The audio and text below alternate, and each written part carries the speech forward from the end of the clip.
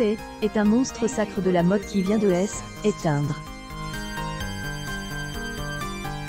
Issei Miyake est mort à âge de 84 ans dans la nuit du 5 août.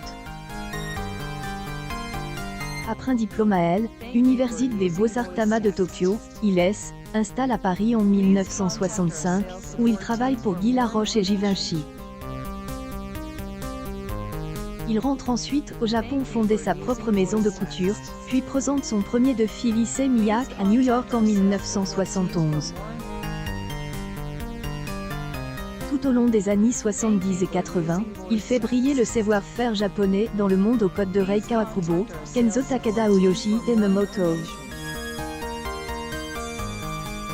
Il se distingue néanmoins des autres couturiers en jouant avec des matières inhabituelles dans le mode comme le fil de fer, papier artisanal japonais, ou crin et invente même une infusion de résine synthétique pour réaliser une série de bustiers sculptés à partir de 1980.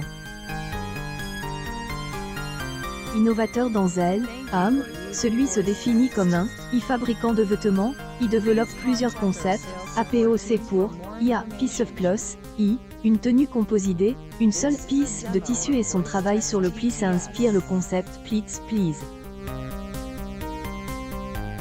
Le tout avec une même philosophie, le vêtement doit être adapté à celui ou celle qui le porte et à son mouvement, et non inverse.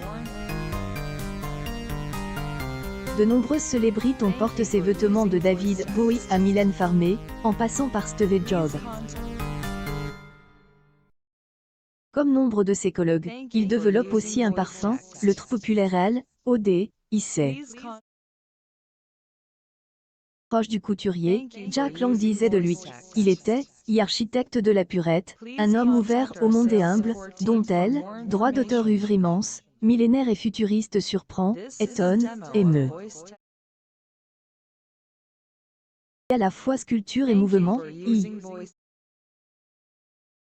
Le styliste japonais a présenté le fruit de 45 ans de travail en 2016 Art Tokyo avec exposition de Work of Miyake Issei. Pour une excellente rétrospective visuelle de son droit d'auteur œuvre, vous pouvez vous reporter au luxueux livre de 512 pages édité par Taen, intitulé sobrement Issei Miyake.